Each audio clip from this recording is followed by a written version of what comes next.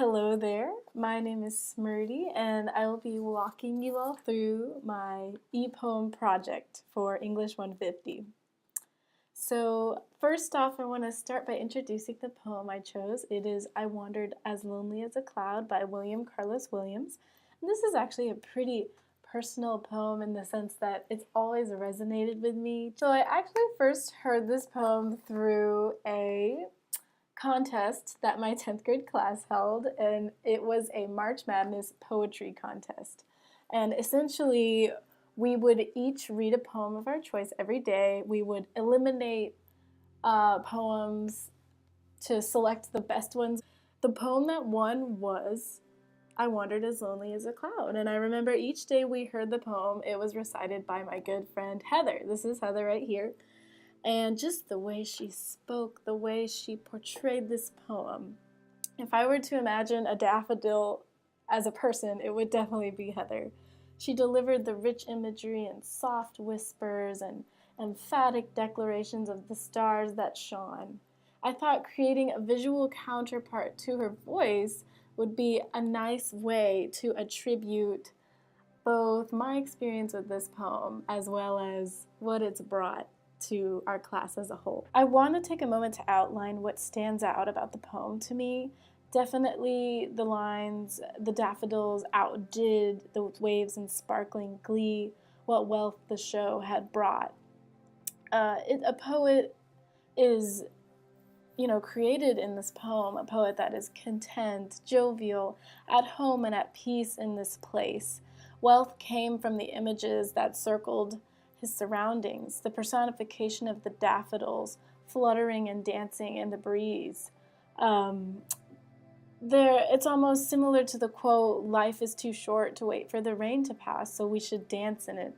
This is sort of representative of finding beauty and meaning amongst the varying elements of nature, valleys and hills that tower over the flowers, stars that shine high up above. These daffodils reflect their beauty. They don't contest it. They revel in their place. The daffodils are proud of who they are and where they're from and what they stand for. And so these ideas of melodic music and nature scenes kind of shifted out of my head because I needed something that was more applicable to myself as a person. Would I be walking the same Bay Area, the same mountains, the same bed of daffodils that Williams did? I mean, what did that imagery look like for me and my peers? How could we make this poem more applicable to our modern day and age?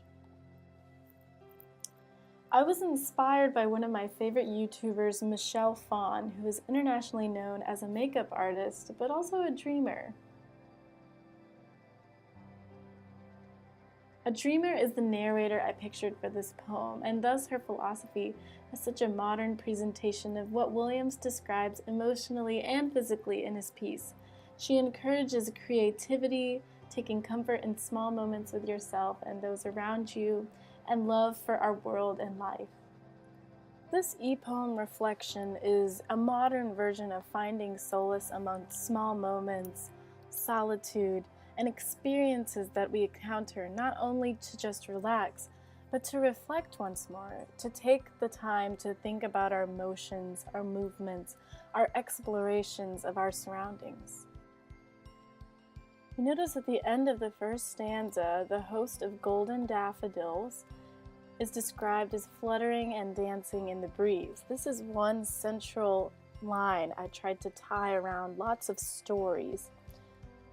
Personally, this is one of my favorite scenes of the e-poem, we'll play it for you. It illustriously parallels different stories to this line. We view Michelle lighting candles.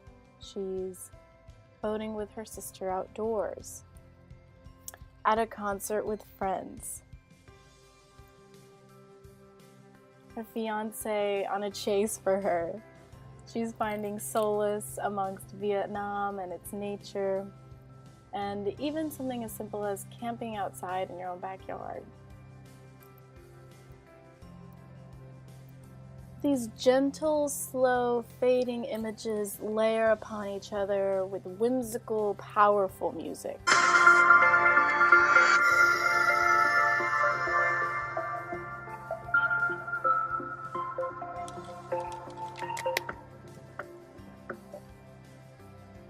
text of the stanza is very versatile, moving with each scene, entering into the scene with her cat, floating away, re-entering from a different portion. It's very fluid and clean. It's almost like the lines themselves are dancing and fluttering. One of my favorite themes of the e-poem is when we see clashes or comfortable transgressions between nature and man-made modes of relaxation. We see that quartz candles are used to light up a space. We utilize techniques such as the superimposition tool to layer two scenes together, or here we use a circle scene, a masking tool. We see in the next scene that there is a rectangular framing going on, and all of these images are inherently related. We also use the see-through opacity feature to kind of show two different scenes meshing together. And we also have the use of the reflection tool to basically enhance the images and bring a little bit more life to it. But you can see that all of these different video techniques have allowed me to have two stories running simultaneously. One a little out of view, one maybe more directly in view, but all very applicable. We see images of a sleeping space, a place to think, create, and dream. Visuals of a river, of the nature. Visuals of an excited crowd.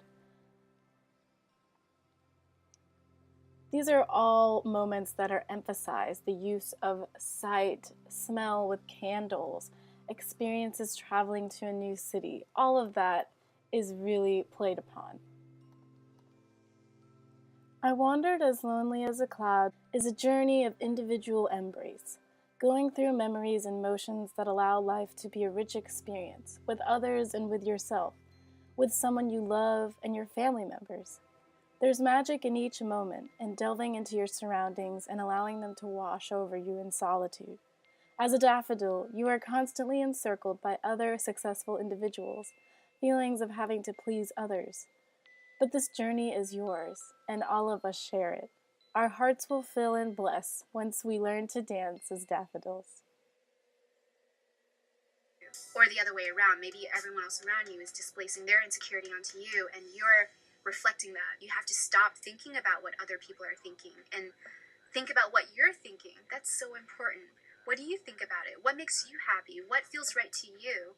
Because if you're trying to please everyone else around you, you're never going to please yourself.